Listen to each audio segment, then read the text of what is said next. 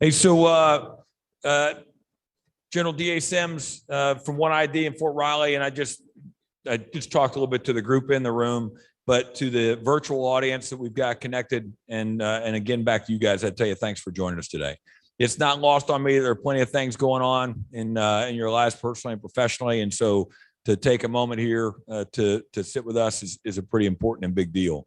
So this is our 9th iteration of the Big Red 1 Year of Honor monthly commemoration of the year. We started off this morning with 37, or talking about 6 of the 37 Medal of Honor recipients who earned that medal during the month of October. And for those, and I know you guys were probably on your way over here, we actually have the brother and sister from the Medal of Honor awardee from Vietnam who are present today, along with the 28th Infantry Regiment Association that moved their reunion from Nevada to here this week so they could be here for the commemoration for Lieutenant Durham, which was pretty special. And we'll have them incorporating a couple of other things throughout the day. But this is a victory month. So valor, virtue, and victory. This is a victory month. And so we've assembled an extraordinary panel to talk about living lives of honor from a victory perspective. I'll let Lieutenant Colonel Tigner touch on the bios, but up on the panel or up on the screen, we have Kelly Cagle. Kelly has an extensive connection to the sport of soccer. She's played soccer. She was an All-American at Duke. She went on to coach at a couple of programs, ultimately the head coach at Virginia Tech for a bunch of years, to include the time period when Tech had the active shooter and lost, I think 32 people at Tech in that. And so, she coached through that. She was coaching at a time where she had to react to that. And in addition to a bunch of other things, I know she'll be able to talk to working through hardship and adversity. Currently down with the Phoenix Rising Football Club in Arizona as their Director of Leader Development. In the room with us is former Marine Sergeant Kirstie Ennis. She's on the right there. Kirstie is she lost a leg in a helicopter downing in Helmand Province, Afghanistan, and that's when she really started to move. I mean, honestly, if you look at what she's done with her life, which is pretty extraordinary before, and what she has done since, it's really inspirational. Her goal is to climb the 7 top summits on each of the continents. So she's, I think we were saying she's 6. She's got 6 now, right? You got 1 left in Antarctica. I'm sure she'll talk about that. She says that's hard. I'm not sure that's that hard, but I'm just kidding with her. And then we've got Coach Zimmerman from the Junction City High School football and track program. If you've got a kid that went to school at Junction City High School, or you've been associated with the high school at all, you know very well of Coach Zimmerman. He's been there for almost 3 decades.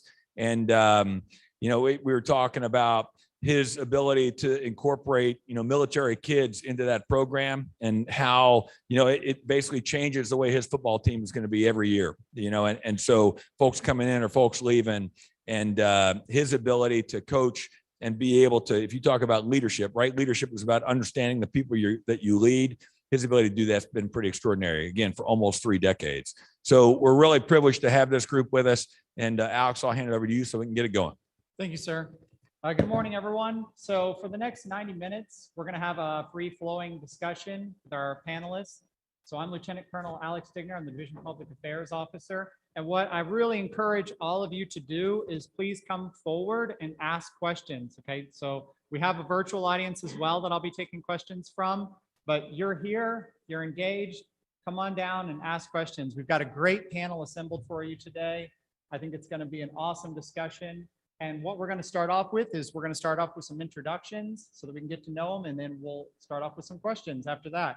So I think we'll start off with Kelly. And Kelly, if you could go ahead and introduce yourself to the group.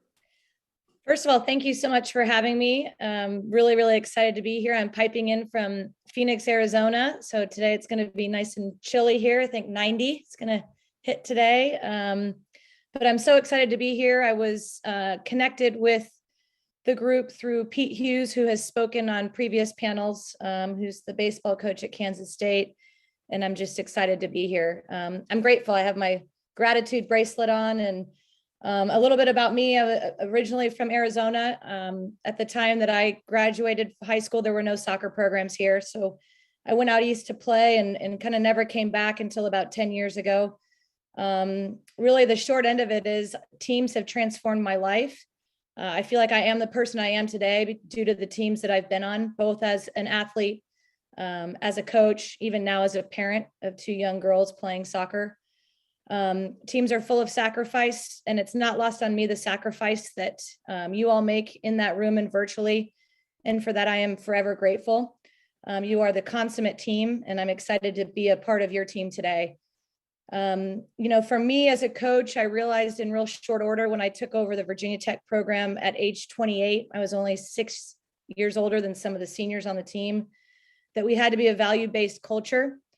We had to be aligned around commonalities, not conformity, but commonalities, so that we head in a common direction based on similar traits, expectations, and circumstances. So I'm excited to talk a little bit about my life and how teams have transformed my life. And most of all, I'm excited to learn from the other panelists and from the members in the room. So thanks so much for having me today. Thanks so much, Kelly. Really appreciate you being here today. So next we'll go to Kirsty. All right. Good morning, everyone. I served 6 years in the United States Marine Corps as a helicopter door gunner and airframes mechanic. And on my last deployment to Afghanistan, my helicopter went down. As a result of the crash, like what was mentioned earlier, I sustained some pretty severe injuries, everything from a traumatic brain injury, damage to my spinal cord, my arms, my ears, my eyes, and then of course, I lost my left leg above the knee. I didn't want to get out of the Marine Corps. I absolutely loved it, but I was forced into a medical retirement, and I had no idea that would eventually catapult me into the best moments of my life. There were some pretty dark moments when I got out of the Marine Corps, but now I'm very fortunate to be able to go all around the world climbing. Like they mentioned earlier, I've been doing 7 summits, so the highest peak on each of the 7 continents. And I've competed in snowboarding alongside Team USA and border cross and bank slalom.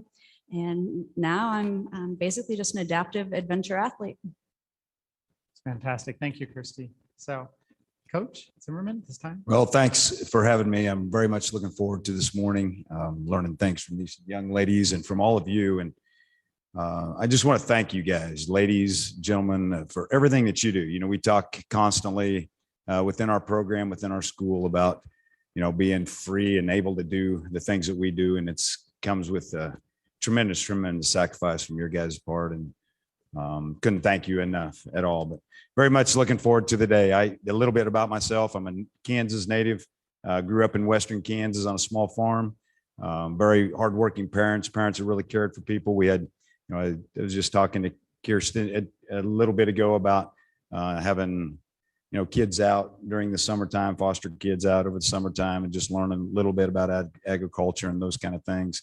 After I graduated from high school in Grinnell, Kansas, I went to Fort Hays, graduated from Fort Hays, played football there, went on from Fort Hays to Salina Sacred Heart, a high school here in Kansas, in Salina, Kansas, and found myself as a head football coach at age 23, head football coach, head girls basketball coach and track coach. 4 years after Salina Sacred Heart, we moved to Phillipsburg. My wife is from Norton, which is about 50 miles from Phillipsburg. We thought it was home. Took over a very humble, challenging situation there, worked very, very hard with community people and just getting the positiveness up. And then, and had some tremendous kids there, tremendous people, just everybody bought in to one common thing. And that was just to get a little bit better every day. And then, weren't looking for a job, but Junction City came along and we've been in Junction City the last 28 years and coaching some of your sons and daughters in football, track and field here at Junction City. And, just got to know you guys a little bit. I got to know the area a little bit. We just fell in love with the area and fell in love with these kids. And it's been a lot of fun. And it is not a job whatsoever. I called it a job and we took it as not a job. It's easy to go to work every day because of the young people that we're working with today. And very much looking forward to this morning. Coach Zimmerman, I know, so you've dedicated a lifetime now to really coaching and educating. And I just want to thank you from all of us because so a lot of us have high school kids. I have a high school junior at Junction City. And just really want to thank you for your service to us, because we can't do anything without knowing that our families are taken care of, and you provide that, and you provide mentorship and guidance to these young men and women. And so I just really want to personally thank you for everything that you do. And so my question though is, so what made you choose to be an educator and a coach? And you kind of talked about a bit of that passion for it. If you could just talk a bit more about that. I don't know. It's kind of a long story. I was in college playing football and in business administration. And that's what I wanted to do, is just have a family and have a small business somewhere, and didn't know what it would be, but I just fell in love with sport, I guess. And then I just thought, what better way to impact young people than to get into coaching? So graduated from Fort Hays. Tim McCarty, a teammate of mine at Fort Hays, tried to get me to go with him to KU under Bob Velasani as a graduate assistant. So I had that opportunity, but I was getting married that next summer, and I just felt like, my calling was to be with a younger age, to be in the high school, middle school area. And, it's just, I don't know, I just believe it's the most valuable time in your entire life. You form, you can form kids so much, and want to assist the parents and their parents, and just helping form these kids' lives. And, I talk to our kids constantly about, habits aren't inherited, habits are learned. Habits are learned by repeating good things over and over and over. Our kids, I know, get tired of hearing that kind of stuff from me, but I don't think they can hear it enough. Is it easy every day? It's easy for me, but it's not always easy for them. I think you got to get the bar set very, very high, and hold them to that, and meet them where they're at, and kind of move them forward, and those kind of things. But I guess that's why we have stayed in high school. We've had opportunities to move on, but it's not about anything other than just helping people every day. And fortunately for me, I had found the love of my life at 35 years ago. It'll be 36 years this summer. Tremendous lady. And she's been good with being a high school football coach's wife. And she works outside the home now. And, I got to assist her a little bit in raising 4 great kids. And, hopefully we can talk about those as we're going along. But I don't know, I just feel that it's such a valuable time in these kids' lives, and just try to help their parents raise them a little bit, and to find young men and young women. Thank you. Yeah, we love it here. Lived here on and off many years, but I think it's the community that makes it wonderful, and it's people like yourself that makes it such a great place to live. So, thank you very much. Thank you. So we're going to talk a lot about adversity today, and Kirsty, you have faced some tremendous adversity and overcome, and as CG said, really started to climb and run even more. So I think what a lot of people maybe don't know in this room is that you joined the Marine Corps, you were 17, and after your helicopter went down, you endured something along the lines of 40 surgeries? 46. 46 surgeries. Okay. So what was it that drove you, to overcome this adversity, and then not just you didn't just survive that, you thrived. And if you could talk a bit about that. Yeah, absolutely. Well, so I'll start by telling one of my favorite stories. It's about my parents and the whole reason that I joined so young. My mom and my dad married at 18 years old. Dad joined the Marine Corps pretty much immediately afterwards. And 9 years later, when my family was living on Marine Corps Base 29 Palms, my mom came home and told my dad, I think these female Marines are pretty badass. And my dad turned to my mom and said, I'll never be married to a female Marine. To which point my mom turned around, went out the door, went to the recruiter's office, got an age waiver, and joined the Marine Corps, leaving me at home with my dad while she went on to boot camp. And,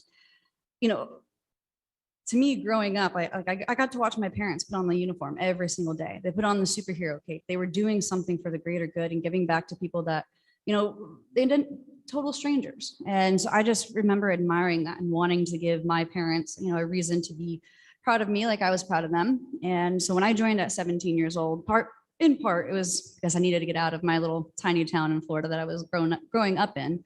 But I wanted to serve people. I just wanted to be able to give back in some way, shape, or form. And I wanted to protect people who couldn't protect themselves or be that voice for other people. So, after I got hurt and again, medically retired, I really struggled with figuring out what my purpose was going to be, how I was going to continue giving back. And I just started to focus on everything else going on around me instead of myself.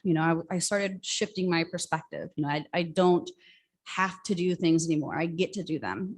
And I also just, I count my blessings every single day, and I try to figure out ways that I can give that or those same blessings back to other people. So right now, I mean, my whole why behind all of this is, I can't serve in the same capacity that I was previously, but I can still live my life for other people. And so that's what I've committed to, is just being able to, focus on the future. Because if I continue dwelling on the past or dwelling on the things that I can't do, then I'm never going to move forward and overcome that adversity, like you mentioned. So for me, again, it's just being able to shift your perspective and focus on the good that you still have in your life. That's great. I know you made a comment there about not living in the past. And that's been something that we've discussed a lot on panels up here, and not dwelling on things, but instead, living for this moment and then thinking about the future. And I think living in that moment, that's tremendous. And I'm really happy to hear that they're thriving, and a real inspiration to myself and others. Thank you. Kelly, so one of the other things we're going to really talk about today is team building. And so you have over 20 years of coaching experience in college, youth, and professional. How do you maintain a winning edge, and how do you develop that same intensity in your team and that desire to win? Well, it's actually a great question. I tell most of the teams that I coach that competition wakes me up in the morning. Even at the old age of 47, I want to win everything I do, whether it's a doubles match against people twice my age. I don't want to leave the court not vying or trying to win the match. And the best part about that is that you don't always win it. And so for me, I feel like I developed so much as a young coach. We won actually very early when I took Virginia Tech over after 9 years of losing seasons.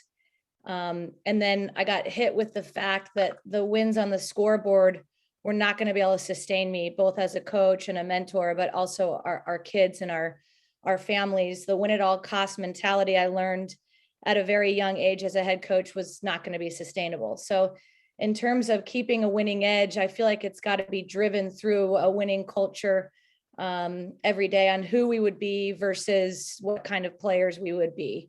The who was going to get us to where we wanted to go, everything from how we treated one another. We wanted to be industry leading teams on every campus that I coached. I wanted nutritionists to want to work with my teams. I wanted strength coaches to pine for my team to come into their locker room, because my teams were going to give the ultimate effort day in and day out. And so it was sort of driven through the value-based culture and the relationships we built and the standards that we had, that on each team that I've been able to coach, we try to generate kind of winning cultures through that, and then using the losses to become more resilient and using the losses as learning opportunities. I've got a youth team right now that I've got kids committed going to college to Carolina, University of Virginia, Naval Academy, Penn. So I'm coaching these hard charging women that are going to go on to the next level and do the same thing. We lost 2 games in the last weekend, in the last minute of each game by 1 goal. And it was gut wrenching, because we're in the top league in the country from a youth sports perspective. But to me as a coach, they were awesome because we were in every game and we could learn and grow through it. So winning for me is not at all costs. It's driven through the people I coach, the relationships we have, the culture that we drive. And it's through kind of the resiliency through the losses that I think you can sustain some of those expectations and a little bit of the motivation. Thank you very much. That values-based culture that you talked about, and how important that is, and really important in the military organization as well, and not necessarily winning at all costs, but being that people always mentality. Thank you. So I think transitioning from that question, we'll go back to you, Coach Zimmerman. And so you experience a lot of the same sort of cultural dynamics that we experience in the military, since Junction City is so military dependent heavy. So your team is basically in a constant state of flux and transition as we move and we take our kids with us, and you get new kids from somewhere or other program. How do you instill the discipline? How do you instill your team's values into these kids in such really a short time, and to get them out there and to feel that winning team? You know, that's the beauty of what I do, I guess. And that's what's kept us here. You know, we thought maybe we'd be here a year or two and move on, transition into, you know, something bigger and better. But what's bigger and better than working with a bunch of military kids in a small community of Junction City? And it's just been a lot of fun. I think how you do that is exactly what Kelly was talking about. Coach Kelly, you know, our mission in our program is to build champions for life. We don't talk about winning. You know, I believe we're building champions for life, just forging a foundation for our young people to be successful in the game of life. And I do truly believe, it is my philosophy, that success comes. It's just a byproduct. Success is just a byproduct of doing the little things right. So we expect everybody to do the little things right. Show up on time, you know, have input in meetings. Make sure if you're not giving input towards what is going on in meetings, your mouth shut, and those kind of things. Get parents involved, create great relationships with kids. You know, we were talking a little bit earlier before we came on about, you know, new facilities and that. And I get questions about that all the time. How do you like your new locker room and those kind of things? And and it is truly from the heart that I love our locker room. I love our locker room, not because of the brick and mortar and the lockers, but it's because of the guys in there. And, you know, and obviously in track, the girls in there as well. And we do have a couple of females that are out for football as well. But, you know, that's what it is all about. It's about moving kids forward. I think if you have a program, if you expect the little things to be done right, people form them, you know, fall into that, I guess, and you become a pretty strong team. You know, we do little things with our kids all the time. We have a senior retreat. We have a culture coach. It's my wife and I's oldest son is our culture coach, and we have a theme of the week, and we constantly talk about those things. And he does an outstanding job of, you know, talking about the importance of being humble and talking about the importance of integrity and on and on and on. And, you know, we probably do more of that kind of stuff than we do of actually coaching schemes and football. You know, I don't know. It is the neatest thing to see when kids who are born all over the world in completely different upbringings, and they come together and they care for each other so much. Well, you know, one of the things I say to our kids all of the time, I constantly say, you do not have to like your teammate. You do not have to like the person beside you in the locker room, but you better love them. You better love them. It's the same thing, you know, what you guys are doing. I mean, it's exact same thing. When we leave that locker room, we have different lives and stuff that we leave. Where when we're on the field, we're in the locker room, we better love that person beside us, and everything that we do needs to be done for them. You know, our theme of the year is faith, and our seniors come up with that theme. And then our Coach Ty expands on that theme, and all of us coaches expand on that theme a little bit. You know, when you think about faith, you think about having faith in others. Do I have faith in you? You can't have faith in you until you have faith in yourself. Until those, you know, does a team, we constantly ask our kids, does your teammates have faith in you? And the only way they can gain faith in you as an individual is how you do things. You know, are you going to class? Are you getting your homework in? Are you the leader in the lunchroom? Are you walking the halls the correct way? Are you, you know, those kind of things. So, you know, I know that's a long-winded story or answer to a simple little question, but you have to have those things. You can't just go in and say, all right, guys, you're born in Germany, you were born in Western Kansas, you were born in California. You all came in here yesterday, and we're all going to get along. You got to have some things in place. You know, like this Saturday night, we're going to get together and we're going to have a little talent show. We're going to have some fun. Our different units not units. I apologize for that, but our different position groups are going to come up with their own individual talent, and we're going to judge them a little bit. And we're going to have a lot of fun with each other at the expense of each other, probably at the expense of me a bunch, which is fine. That's perfectly fine. But you just do those little things, and kids, they find a way. They understand. It's so much bigger than an individual. It's so much bigger than, I don't know.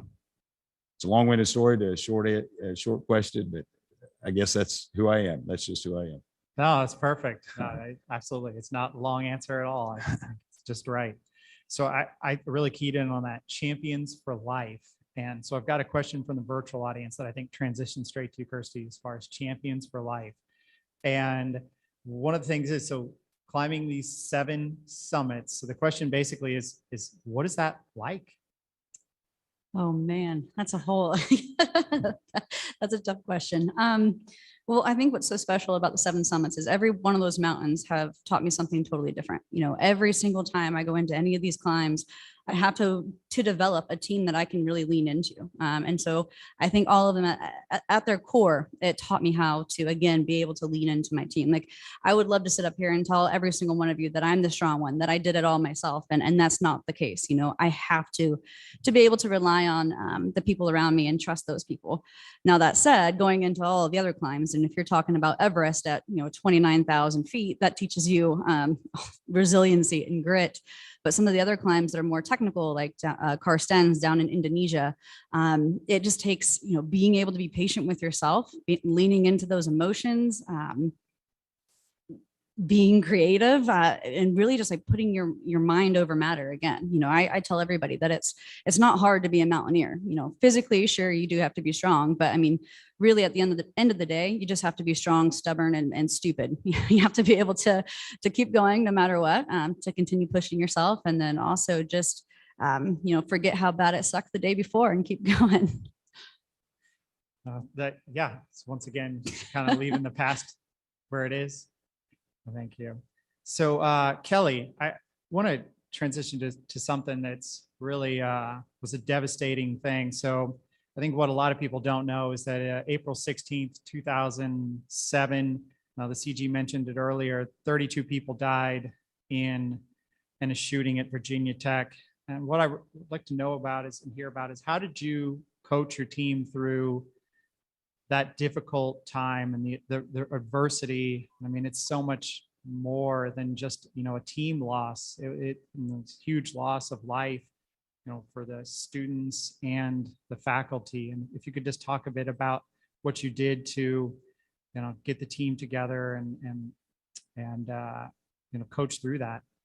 Yeah, I mean, I'm sure you can notice I get a little emotional, sort of even thinking about it. It was a day that changed my life as a person and as a coach. And so when I talk about the day, and really the ensuing months, it's twofold. The day itself was certainly a tragedy.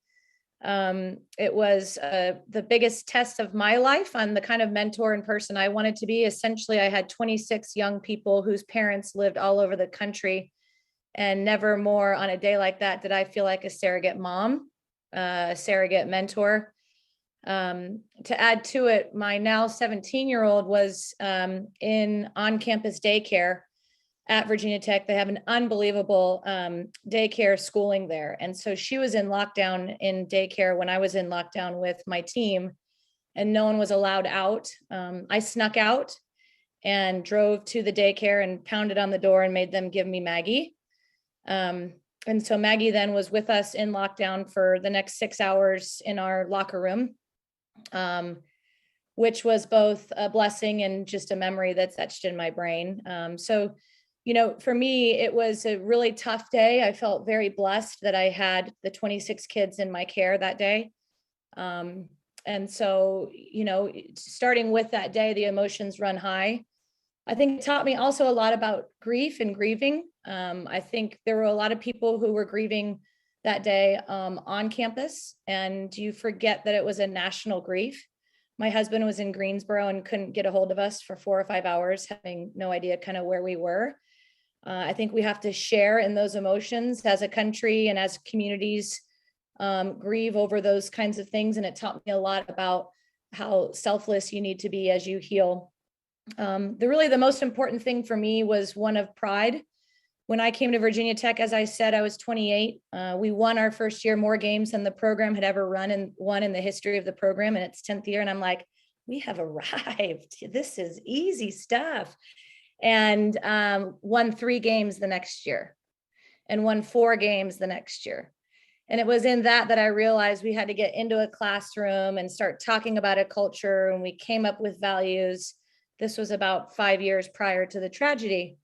And we became a culturally driven program out of the need that we were not going to be win at all costs. My advice for every team, every community is to build culture before you need it. Because on that day, when the tragedy struck, I looked around to other coaches in the community who hadn't built the culture, and they kind of didn't know where to start. We had already cried together. We had already laughed together. We had already laughed at ourselves together. We had already gotten in classrooms and pushed one another, and we had done it through commonality. And so I felt as though we were industry leaders in how we were able to grieve, because we had already come together and we had already developed this culture that was so important to us really before we needed it. So in that, I learned that anytime I coach, I know that there's going to be something bigger than wins and losses, bigger than who we are as a team out there for these kids. And if we can develop our winning and value-based culture, we're always going to have something to fall back on. And we were able to, I think, move through our healing maybe a little bit more swiftly because we had developed such an integrated culture. Life-changing day for me. I'll always be a Hokie. My daughter is going to UVA to play soccer. I know that's blasphemous. But for me, I'll always have a bit of Virginia Tech in my heart and soul for the rest of my life. And a lot of it has to do with the people that I was able to work through a day like that with together. Thank you, Golly. So Kirsty, another question from our virtual audience. So you're talking about climbing the mountains and the team. So how do you build that team that you need, and how do you build that team cohesion so that you all trust each other as you go up this mountain? Well, I think it's just like when I was serving in the military, I had to be able to trust my crew. I had to be able to trust my pilots. I had to be able to trust my mechanics. And I think a lot of that comes down to, selecting people who can be honest with themselves, can have those uncomfortable conversations so that way we can grow together. And then the individuals who can be just, again, honest about their strengths and their weaknesses, and then figuring out where their team around them can fill in the gaps. And I think a lot of that, again, just ties back to saying, if I can't do it for me anymore, then I'm going to do it for the people around me. Like if I really in my heart of hearts want to quit, again, I stop looking at myself and I look at my team around me. And that's where I pull the courage from. That's where I pull the strength from. And again, every time that I've wanted to give up or quit in the past, I've always pulled through because of the people around me. And so as far as selecting the team, you just have to be able to figure out, it's a big puzzle. You want to pick the people who are going to not only build you up when you're down, but also, really contribute and again, fill in the gaps for me. I'm not the fastest, I'm not the strongest climber, but I do need people who can, again, support me and push me along. Thank you. So Coach Zimmerman, the football season's 12 or 13 games normally, is that about right? 13 games to the 13 state games. championship. Okay, Yeah. there we go. State championship. So it's a short season. If you find, now not all of the seasons are always winning, right? So sometimes they're not going as well than they have in the past. When that happens, do you ever course correct, or you're like, this is the plan, we're moving forward with this plan, it's gonna work? Every day is a correction. Every day is a course correction. Every single day. They're young kids, adolescent kids, their minds aren't developed. Sometimes they make decisions that you just say, what is going on? I shared this a little bit before we came in, but last couple of years has been tough. Some of these kids hadn't been in school for a little while, with the online learning, and haven't been around each other for a long time, haven't had face-to-face interactions. Social media, there's so much stuff that goes out on social media. You got to educate them with that, but it isn't just telling them. It isn't just bringing it up. It's got to be a constant thing with them. But no, it's every day. And we talk to our kids about that. Success is a byproduct of doing it right. And I have already said that, but It's just every day. What did we do well yesterday? Let's add to that today. What didn't we do so well yesterday? Let's correct it. We start every single practice, even at the high school level, we start every single practice with a meeting and it kind of reviewing, going over the day before, showing them film of things we did right, showing them film of things we didn't do right, going out and correcting. After every practice, we have a coaches meeting, what's going to go on in practice tomorrow. Here's the schedule. What do we need to put in? What do we need to take out? Those kind of things. And then once you get into the season, you're adjusting everything to your opponents, but you have the foundation in. All you're doing is building upon that foundation. So it's constant correction. Yeah, absolutely. Awesome. So Coach Cagle, so you developed 6 core values that you aligned your team to at Virginia Tech. And could you go over a bit of those with us and what those are all about? Yes, absolutely. I think, when I realized that I wasn't doing as good of a job as I thought I was, I realized that we needed to integrate the group a little bit more. And as much as it was going to be my team, it had to be our team. And so we got into a classroom and we started developing kind of the values themselves with one another. We voted on them. We sort of came to the conclusion of what these 6 would be. I actually am the leadership director at Phoenix Rising. We have 6 of our own there. Our Cagle core values, we've got 4 or 5 of them there. And for me, they're just kind of awesome opportunities to come together with common traits that we think will drive standards. Excellence was one of them. Balance was one of them at Virginia Tech. I felt it to be extremely important not to take 24 hours of the day of my student athletes in college, some of the best 4 years of your life. I wanted to respect their time as human beings and young adults. I wanted them to have balance in their life so that soccer could continue to have the correct F word in it, which is fun. We wanted to make sure that we, continued to be able to produce athletes who wanted to be there. Enjoyment was one of them. You got to enjoy what you do. I think when we come to the table with a sense of joy and gratitude, that you tend to offer more for one another and give more for one another.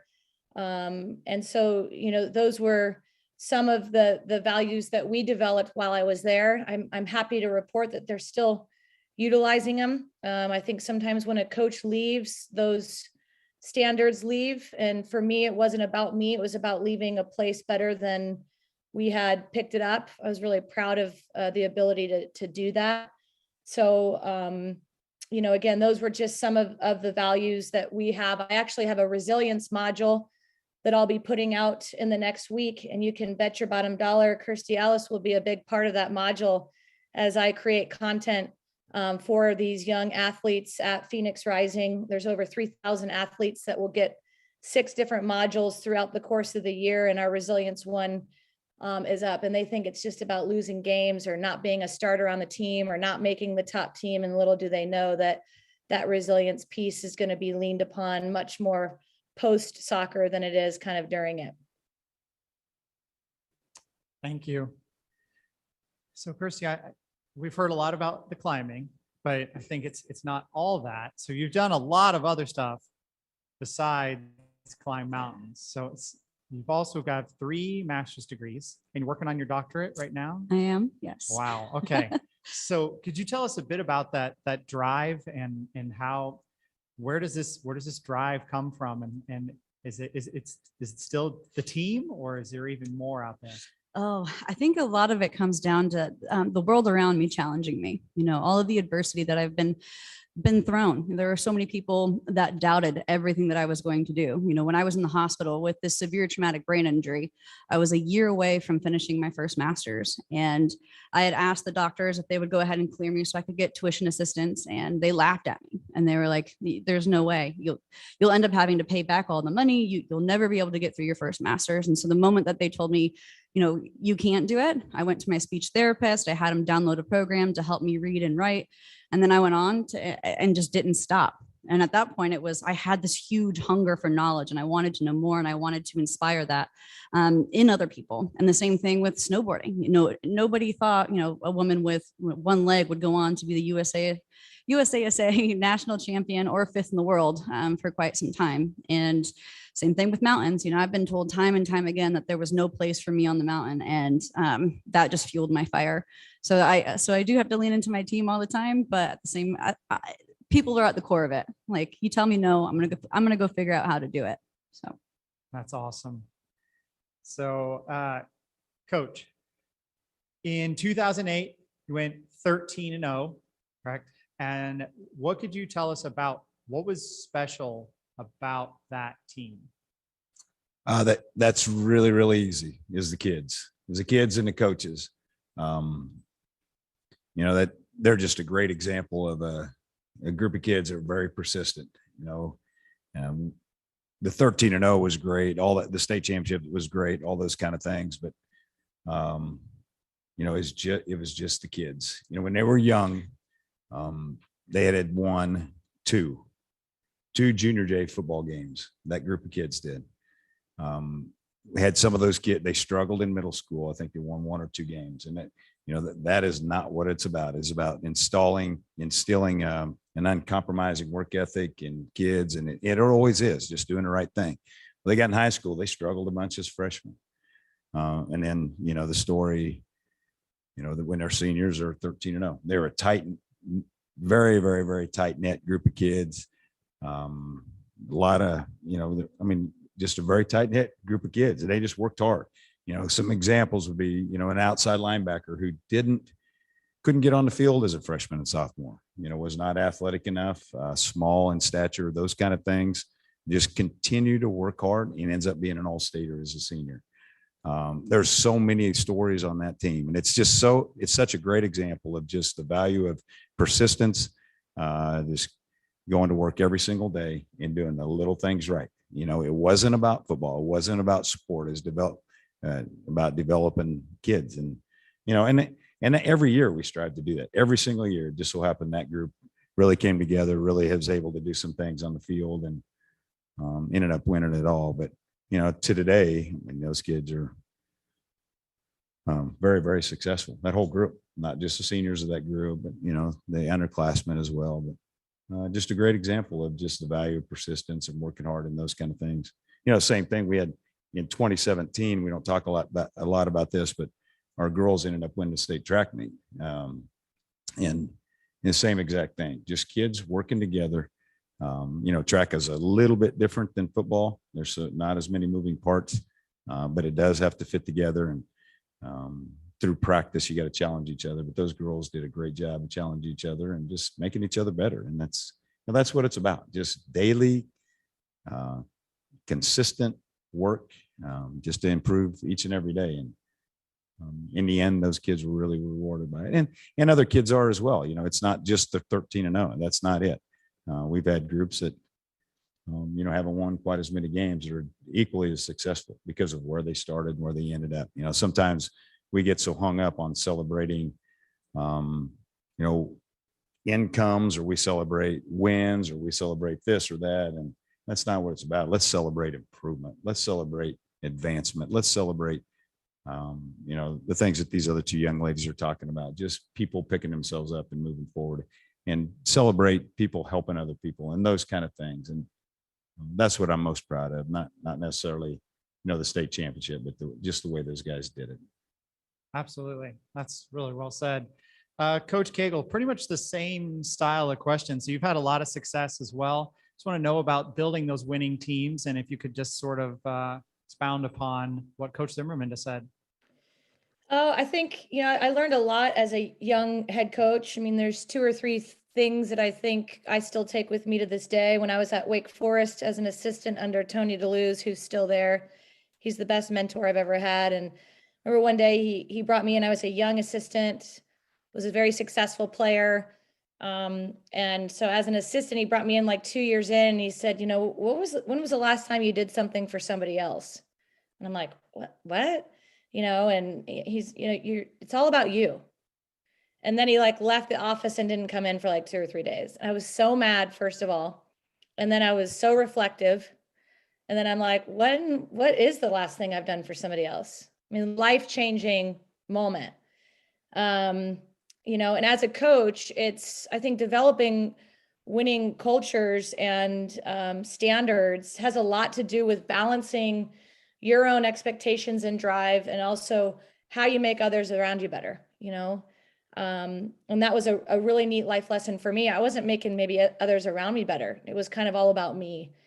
And as you pull teams together, making each member feel valuable. Another story for me as a young head coach, we were in the best season in the history of the program. We actually went to the NCAA tournament for the first time ever in the history of the program, my very first year.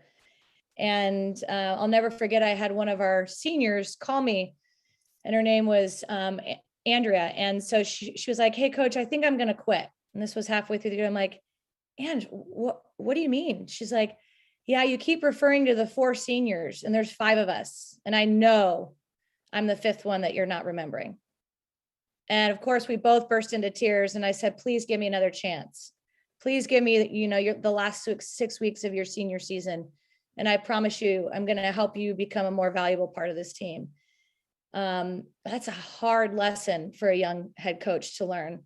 And so it's really finding and creating valuable moments for every member of your team, because everyone's role is going to have to be different. It's going to have to be different. And it's going to have to be unique in its own way.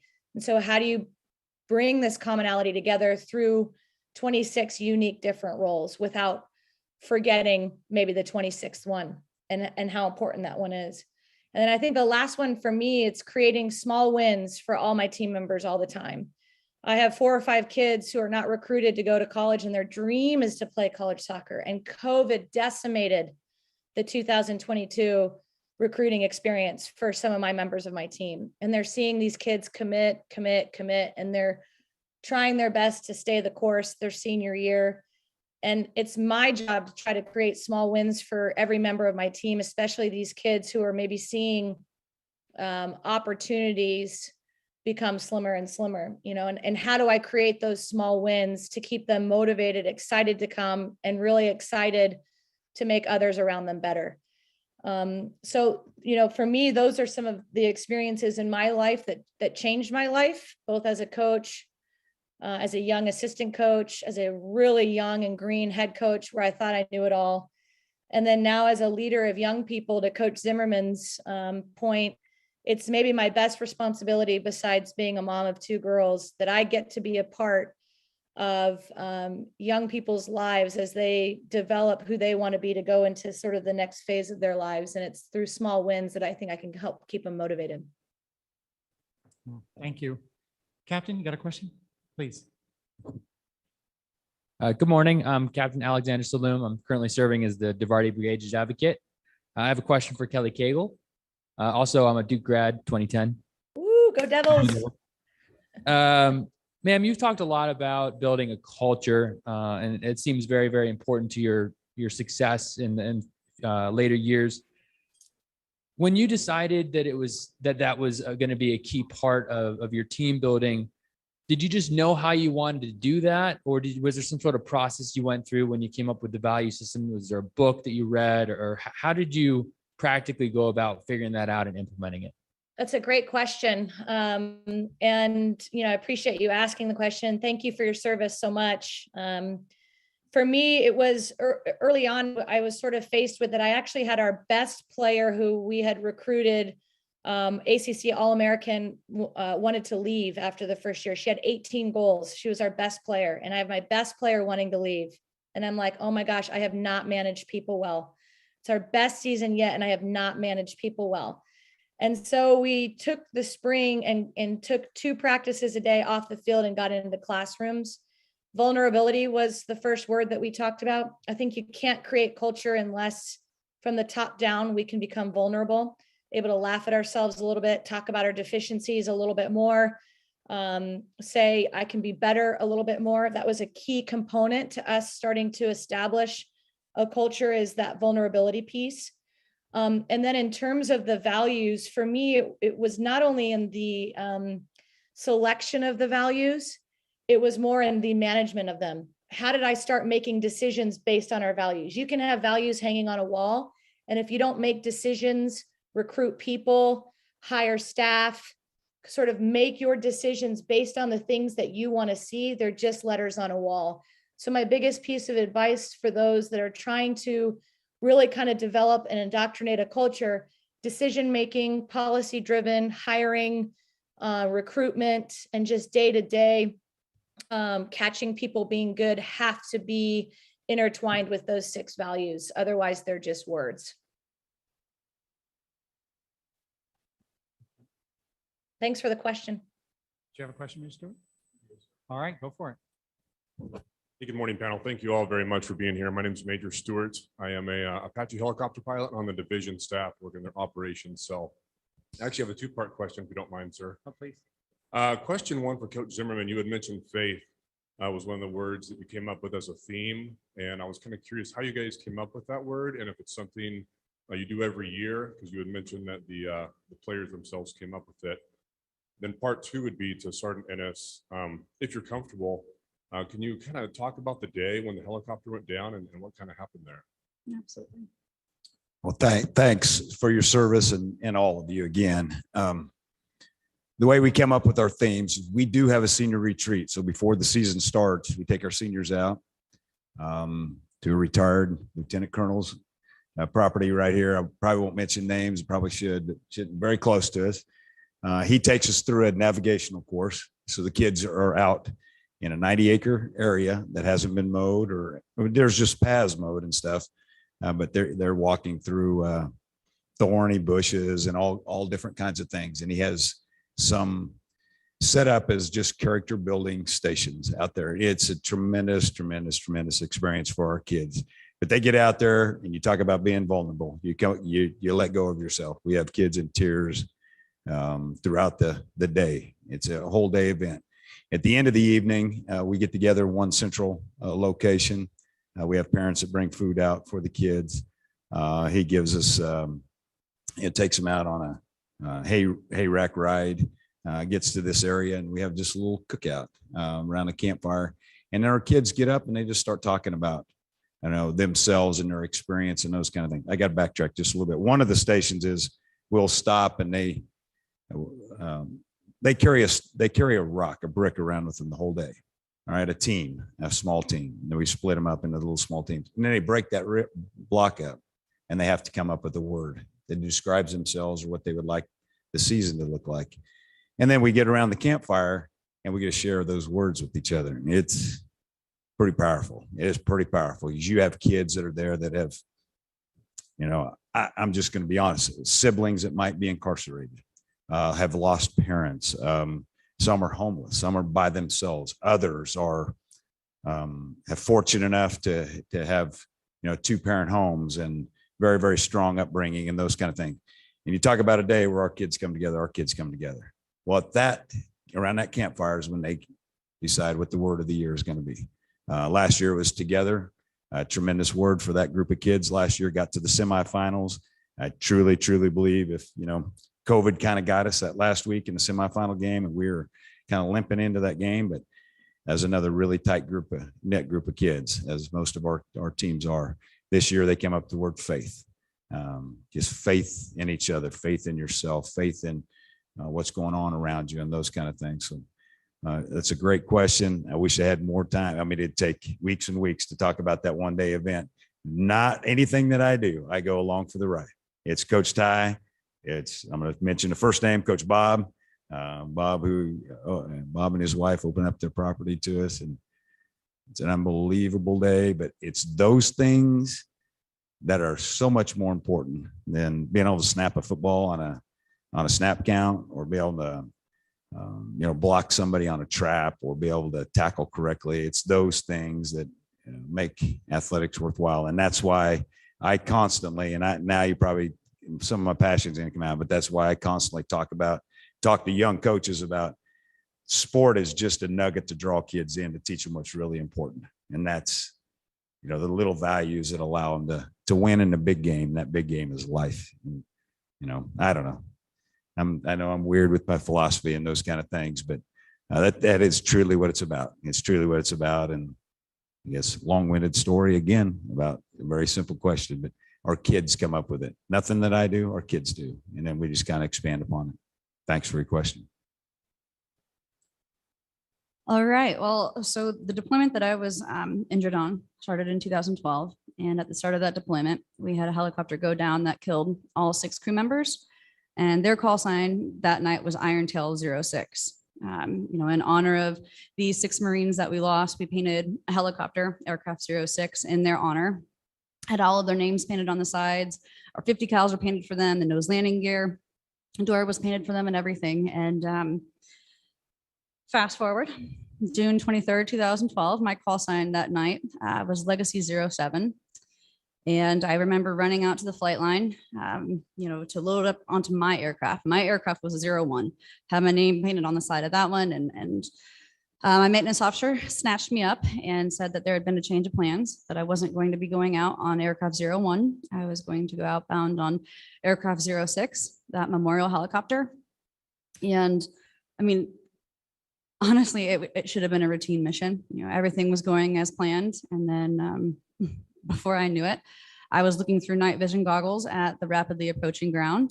And, instead of, praying or panicking, I just counted as if I would when the helicopter were landing safely. 5, 4, 3, 2, 1, mains on deck. And the next thing I remember is my pilots were screaming, trying to find my tail gunner. He actually went out the back before we even hit the ground. And I remember rolling my tongue around my mouth and choked on grit from the missing teeth and my shattered jaw. And all I could remember is just wanting to know where my tail gunner was. So I just started to scream, which is probably a bad idea in that circumstance. But I screamed, and I told myself that I wasn't going to die without seeing my little sister. And fortunately, we were flying. I was the second aircraft that night, and so the crew from the first aircraft jumped out the back, ran out to us, grabbed the casualties, stripped the guns, all the good stuff. 2nd Battalion, 5th Marines came out and provided security. And in the middle of all this chaos, I think the one thing that actually kept me out of shock was, again, focusing on somebody else, focusing on my tail gunner, wanting to know that he was okay. And when they threw me into the back of the medevac helicopter, I just laid there and stared at this cabin, blue overhead light, struggling to breathe. And, in my mind, though, I really wasn't that hurt. I had no idea that my injuries were so severe, to the point that I was going to be going home. I had just been combat meritoriously promoted to sergeant. And in my head, it was, they're just going to sew me up and I was going to go right back to flying. And, I was going to finish out the rest of that deployment with my guys. And I will never forget the moment that they wheeled me in to that makeshift hospital on Camp Bastion. And I saw my sergeant major and my gunnery sergeant standing there just staring at me and crying. And I think in that moment, that's when I realized that, that I was going home. And the hardest part about any of the things that I've done at this point has been leaving my guys behind so that they could continue the fight. That was the toughest part about all of it. And of course, all of the invisible injuries. I think all too often people look at me and they're like, oh my gosh, she's missing her leg. That has to be terrible. But the reality is, the scars that were left on my heart were the hardest to overcome.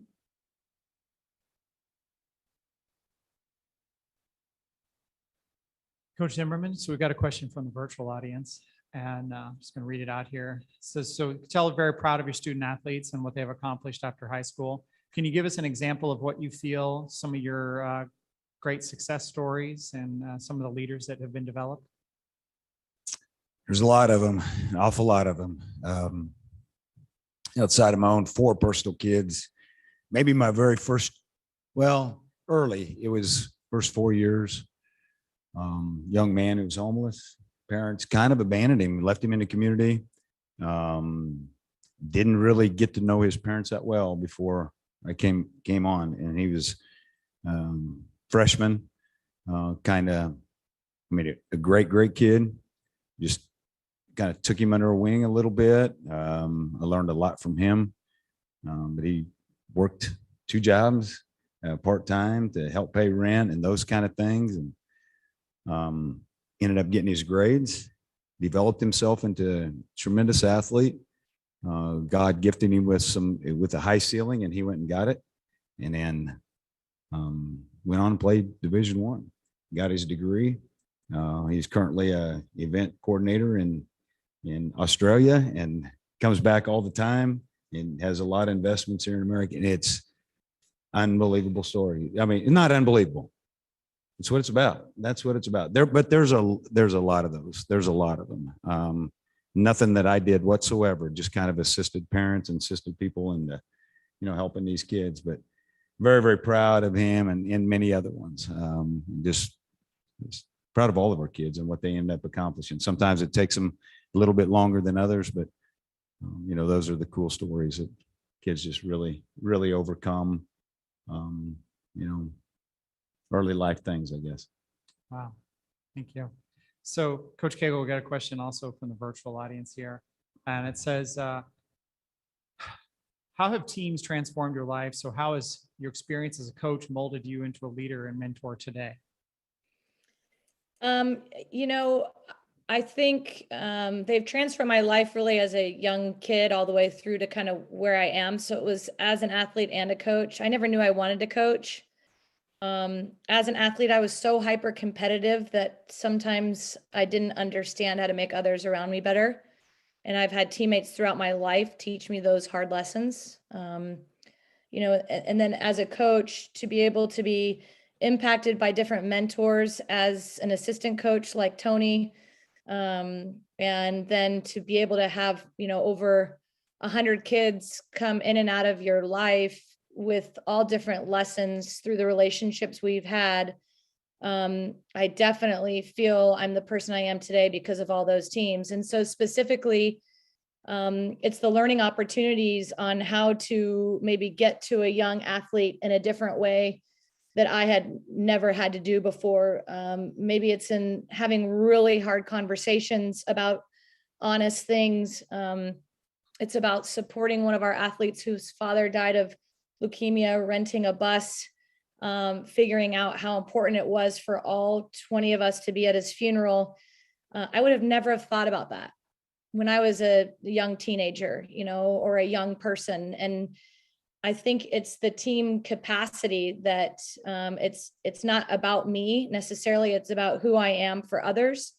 You hear Kirsty talking all the time about the teammates she has to accomplish the things that she has. You hear Coach Zimmerman talking all the time about being able to impact people's lives. The opportunity and the honor that has been for me to be a part of young people's lives and to be affected by them, for sure has made me the human being I am today.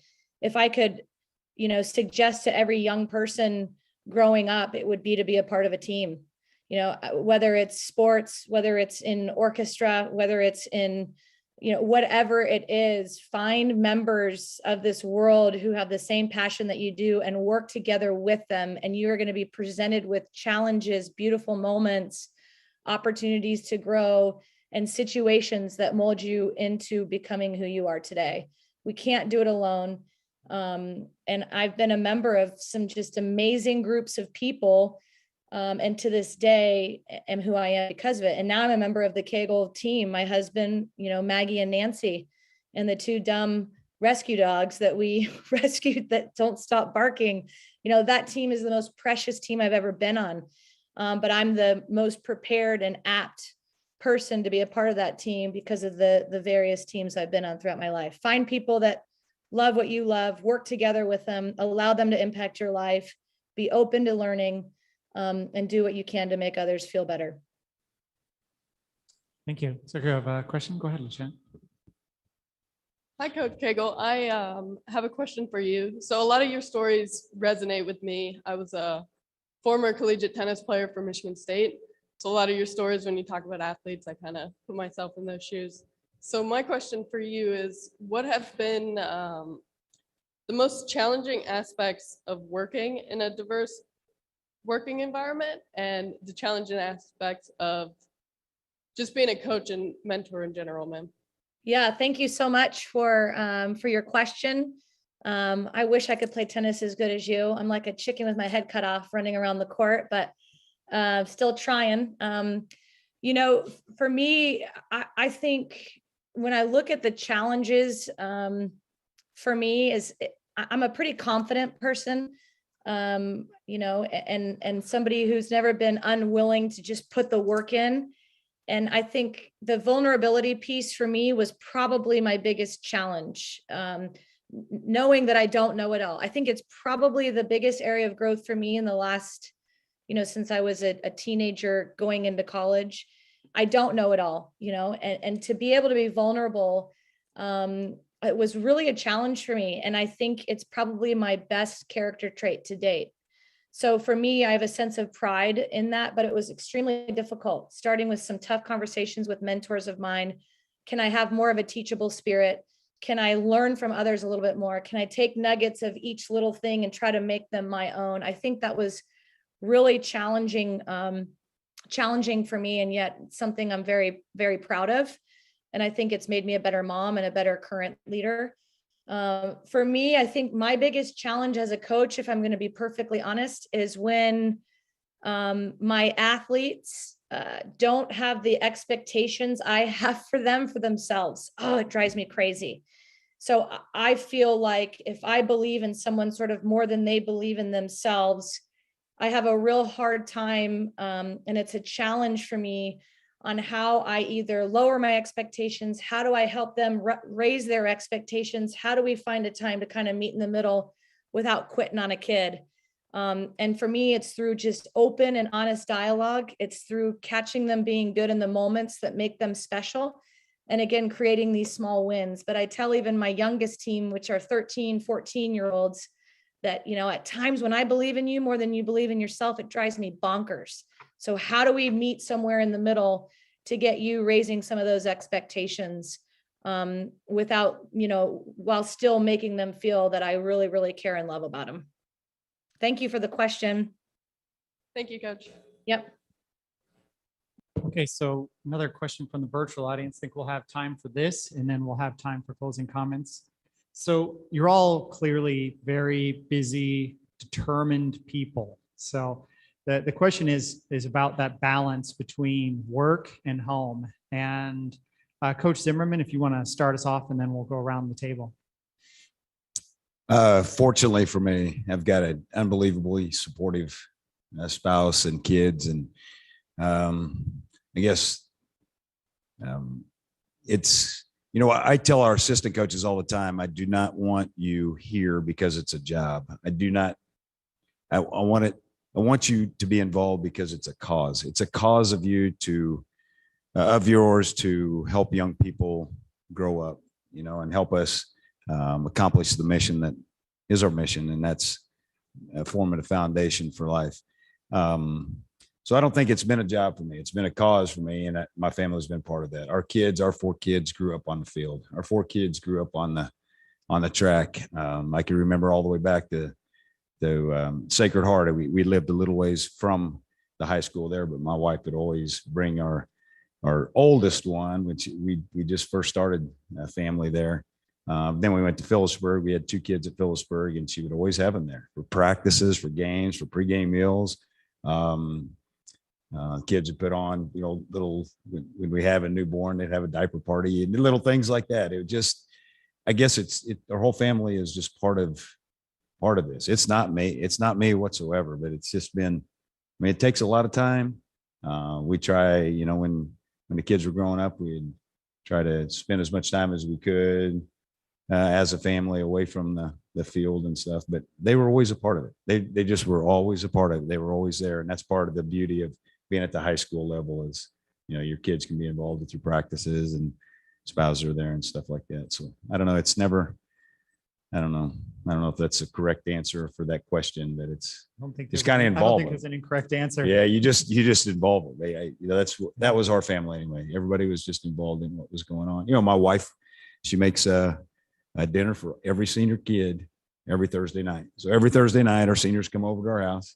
We'll sit on the deck. The last couple of years, we have to have it outside. So we bundle up a little bit in late season, but she's done it for the last 36 years. And, you know, it's just seniors come over and we get together and have a good time, play whatever kind of yard games we can find, or kids learn how to play cards, this little things, we learn more now in today and age. You shut the phones off, you put them in a pile, you just let go of all of that stuff and get to know each other a little bit. And I guess, I don't know, our family's been part of this cause to help young people, I guess. Absolutely. Christine? Well, to be totally transparent, that's been something that I've struggled with. I mean, if I could work 16 hours a day, I would. I love constantly doing more.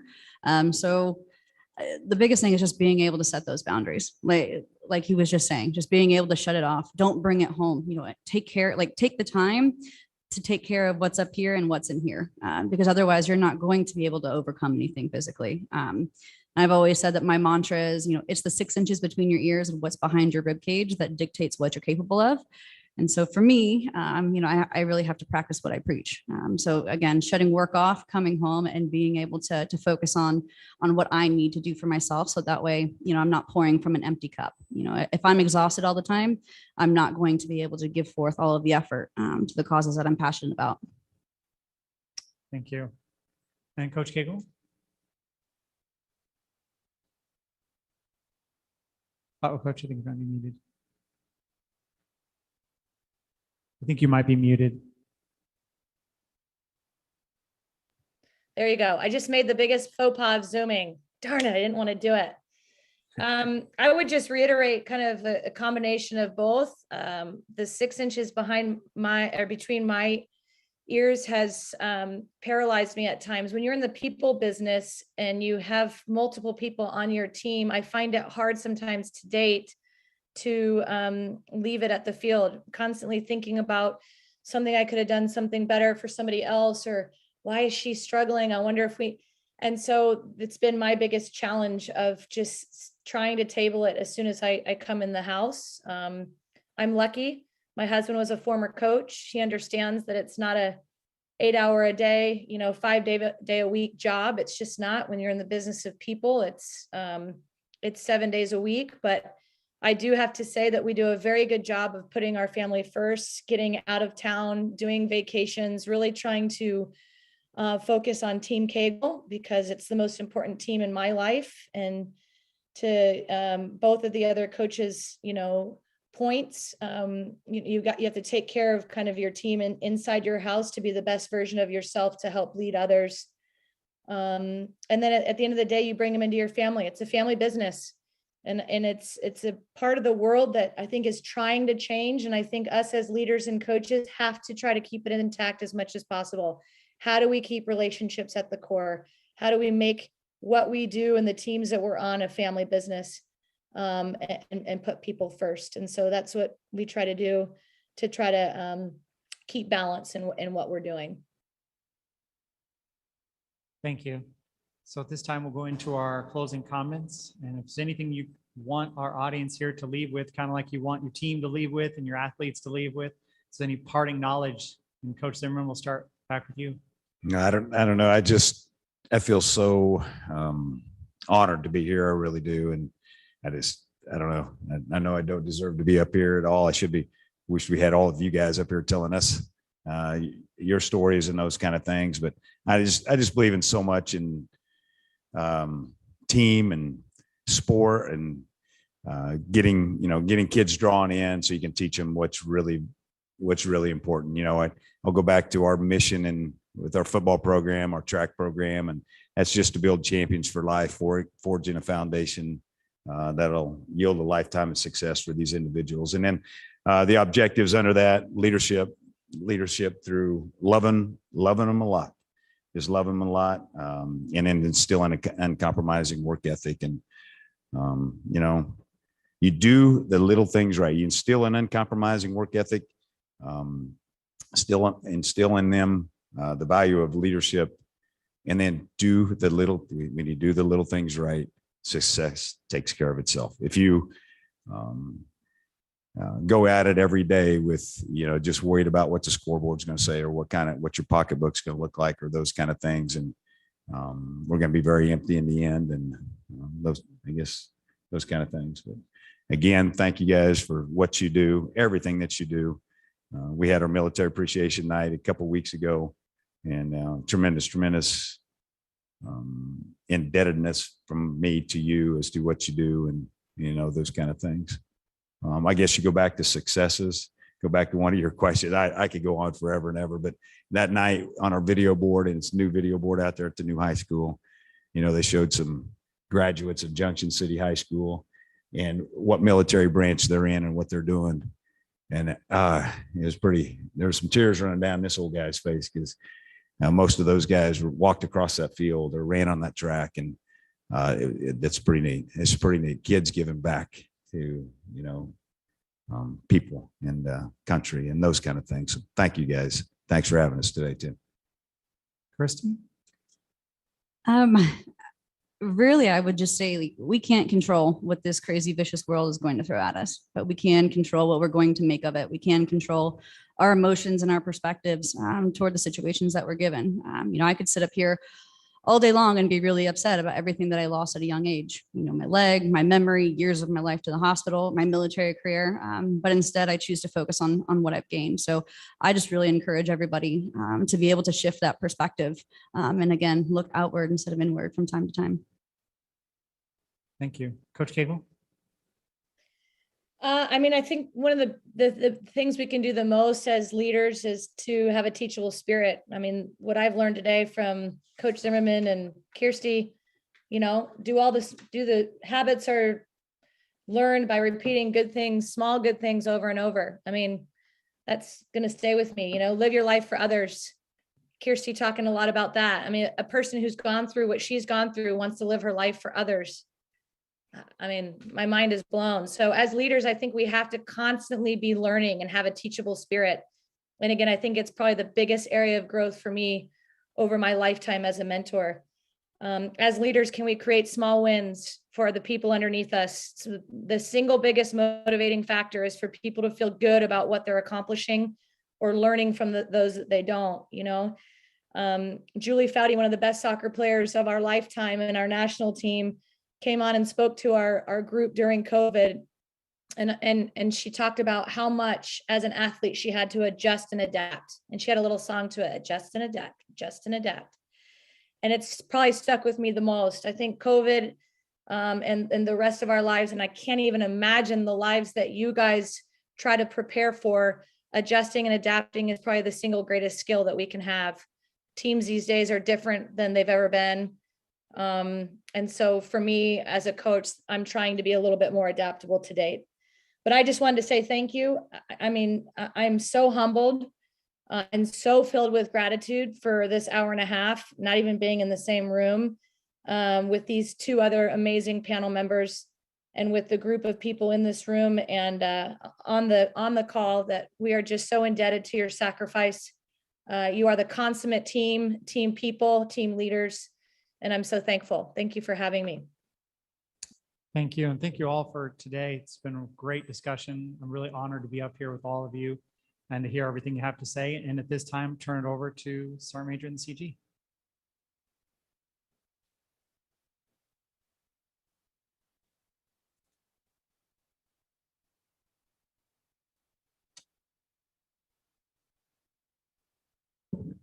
Hey guys, Chris Molinex here. I'm the Division CSM. This is my first day on the job, and I could not be in a better place to be here with you all, hearing your story today. So thank you so much for being here. This is really a once in a lifetime opportunity and a best first day ever for me personally. So thank you, Kelly. Your ability to Coach Cagle, your ability to take our kids from compliance to commitment and having them come into work every day asking, hey, what can I do to make my teammates better, is impressive to say the least. And it's arguably the hardest thing, we do in the Army. So thank you.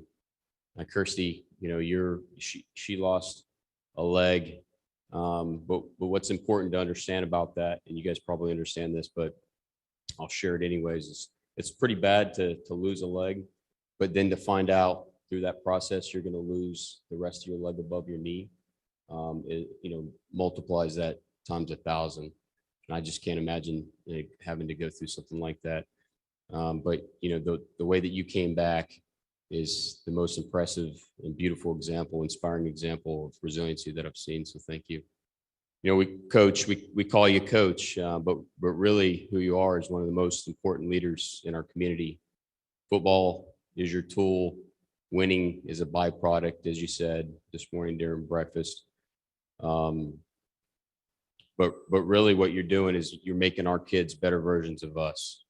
And so thank you for that. So I'd like to, on behalf of Major General Sims and I'd like to offer a small token of our appreciation. And I think it's most fitting because this is the Big Red One story all in one picture here. And this is all of our story and all those great examples are kind of represented here. All of our Army values represented here. Personal courage, honor, for example, and many others in yours as well. And we all here and the soldiers in this picture who represent all of us couldn't do it without inspiring examples and people like you. So thank you all for being here. Thank you. Thanks.